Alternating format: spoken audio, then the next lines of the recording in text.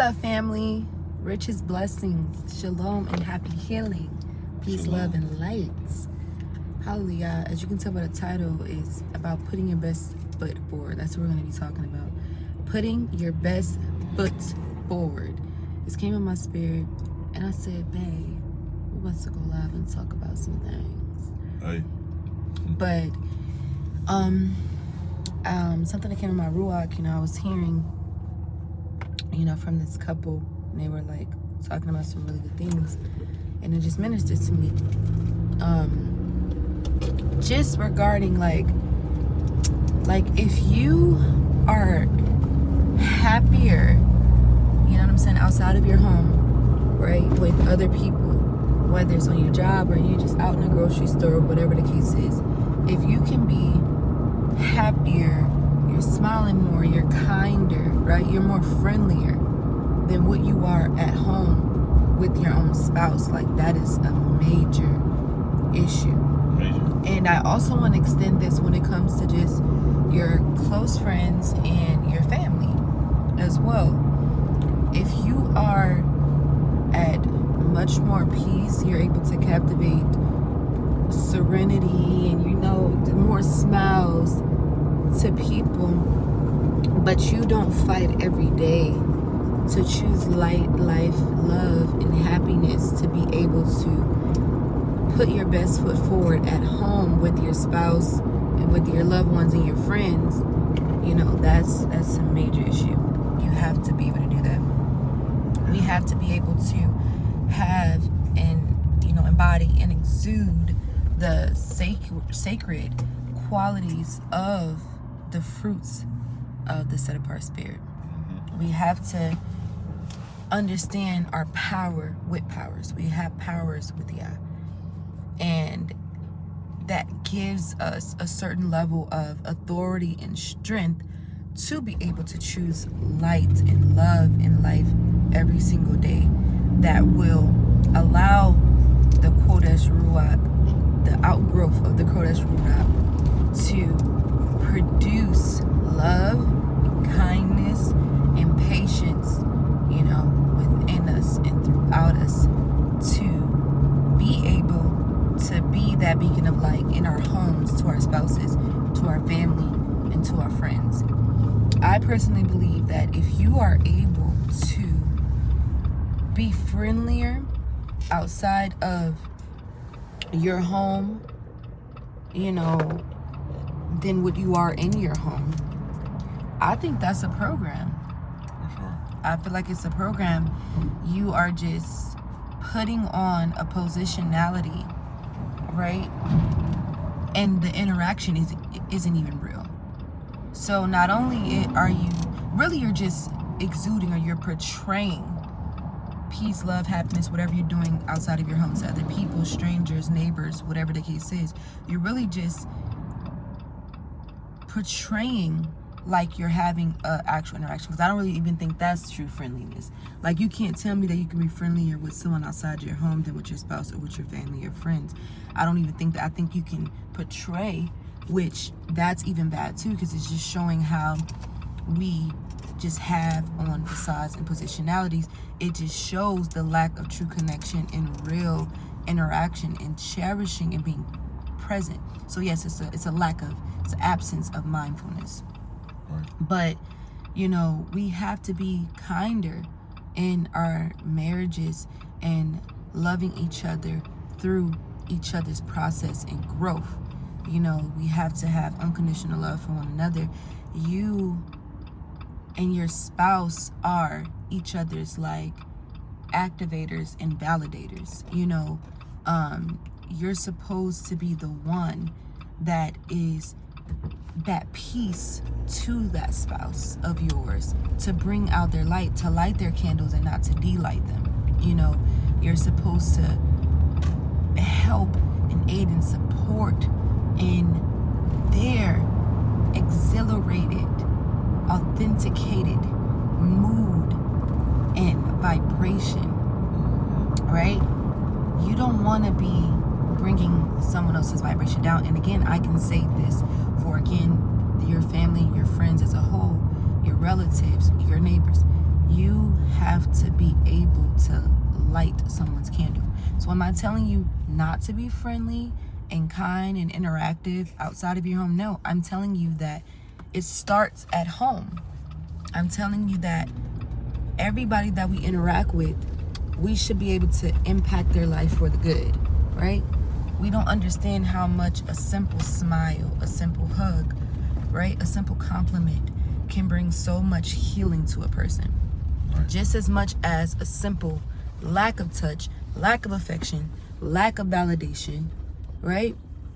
Harsh words can bring destruction and trauma and insecurity and drainage to a person, right? Sometimes it doesn't even have to be with words.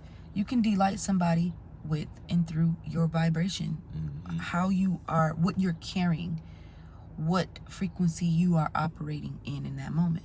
So if it's low, right, you don't have to use words. If I'm just low and I'm sad, mad, angry, whatever, and I don't even use words, we got to understand how powerful of energy that we are, how powerful of an energy we are. You know, it's just radiant, our energy, and that means good and bad. Whatever vibration you're in, it's going to radiate, and other people are going to feel it, because we are all awareness, we are all energy. And our nervous system, which our hair is a part of that, is a big communicator of energy. So, you know, you feel. And, you know, I know we talk a lot about, at the end of the day, we feel, and we are in a season and state where we're trying to master the reactions of what we feel. But all in all, we should be responsible stewards of how we're making people feel and ourselves feel. Yeah. What you got to say about that, Pop? Yeah, it all begins within. Like, I was thinking while you were talking about the, you know, people being nice to individuals outside of the home, you know, at the store, at the gym, at work, but at home, you know, you angry, you carrying this low countenance. It's ultimately because the program that's working when you're outside of the house it's almost like a decoy from what's actually going on within you. It's all about the inner man, the inner work. Because even, like, you know, Masha talks about this with the hypocrites, but you can dress the part. People do that with their personality. They dress their personalities up, but it doesn't really make up for the fact of what's on the inside. It's almost like if the salad is nasty, I don't care what type of dressing you put on that thing, the salad's still gonna be nasty. You feel me? Or I'll say better yet, since we are, you know, dealing with diet too, lacking nutrients. You feel me? If it's lacking nutrients, it's lacking nutrient. So again, it begins with you being able to, you know, tap into that inner self, that inner authentic man, to be healed. Because a person that's not healed can't heal nobody else. A person that's broken on the inside, like you said, after the program, when somebody responds, when you ask them how they doing, and they actually tell you, if it's just a facade, you're not even gonna listen to what they say. You know what I mean? And that's how you know. It's like, you know, I've seen people do that before. Like, I ask somebody how they doing, and the person like, you know what? Honestly, I'm not doing that well. And they try to go into it, and that person's like, oh man, that sucks, man. Have a better day. It's like, that's all you gonna say? Have a better day? You feel me? If you care and you're actually connected to this person, that will go deeper. But yeah, you gotta tend to self. And I love what you said as well, because it's like you said, if I go out in the world and stuff is going on in me, but I'm dressing up my personality, but at home I'm at whatever I got going on, it's like, that's the place where, that's the best place, that's the most sacred space for you to deal with these things. Yes. You know what I'm saying? Like, your spouse, your family, your friends, your loved ones it's supposed to be the safe haven and safe space where you are able to be naked and uncovered in order to truly, like, have a created, functional covering, healing, mending of whatever you're going through. So I think that's the issue too. Like, that's something that has to be talked about. Like, what's up with couples, like,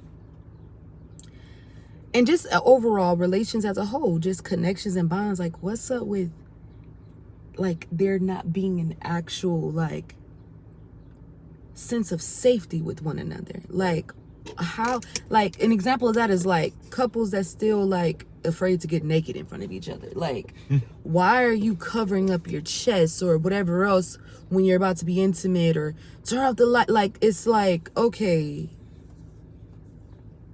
what's going on? Like, you know what I'm saying? Like, baby, turn on the lights. Right. I mean, we turn it down, it's for, okay, we set in settings and whatever, but it's like, I shouldn't be running away because, you know, it's just a reflection of just still insecurities in certain things. And that means you don't trust this person. How are you laying with this person? How are you having children? How are you married?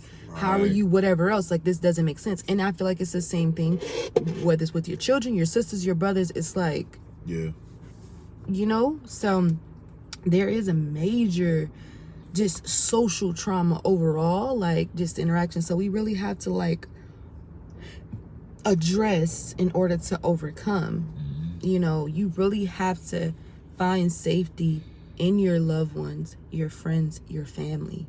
Like, it's really time to get over the, you know, insecurities, the fear, doubt, worry, whatever else. Like, and I feel like it starts with taking your mind back. It's a daily dynamic spiritual practice that you have to demonstrate. You have to exercise every day. You have to fight to choose life, love, light, happiness, healing. It's so easy to say, I'm gonna be mad or sad. It's so easy to give into reaction of, because emotions is reactions to your feelings. But how do we get mixed reactions? Like, how do we end up reacting falsely to what you're really feeling? It's by us observing with judgment. Our experiences become so tainted because we already be having thoughts and judgment in the moment of experience, to where you miss the whole experience. You have an absence of mindfulness. You didn't even get to experience that wind, that red bird that, you know, flew by, whatever it was, because you were not actually present in the present. And that's an issue. And a lot of, you know, issues stimulate from absence of mindfulness, honestly, from absence of presentness. You could have a better connection, I feel like, with your spouse, with your children, with your sisters, brothers, cousins, nephews, grandmothers, parents, if you practice mindfulness, because mindfulness will produce gratitude. It will produce contentment. And when you have love, forgiveness, gratitude, contentment, there is limitless possibilities for you. There is a field and plane of frequency that is so high that cannot be brought down. There is like a shield of, like, protection and preservation of that divine expanded state of consciousness for you when you really live a dedicated life of choosing life every day. So put your best foot forward in your marriages. Put your best foot forward in your familyhood. With your brothers and your sisters, with your nieces and nephews, with your cousins, with your grandparents, the elders, with your parents, with your friends. Put your best foot forward. Be kind there. Be friendly there. Be of service there. Right? So, yeah, definitely. That best foot forward. Watch you who will unlock the treasures in the open Shamayim that only come with the best. Your best. yes. Podcast coming soon, by the way. Yeah. Hallelujah. When we launch that first episode, it's gonna be a little shock, a little surprise. But a lot of great content, a lot of just flowing in the rock. That's what we are anticipating, and just really looking forward to just sharing just us, our marriage, just who we are, just as people, as the light beings, the lovers that we are. So bring y'all on this journey with us. Hallelujah. Hallelujah. Shalom. Shalom.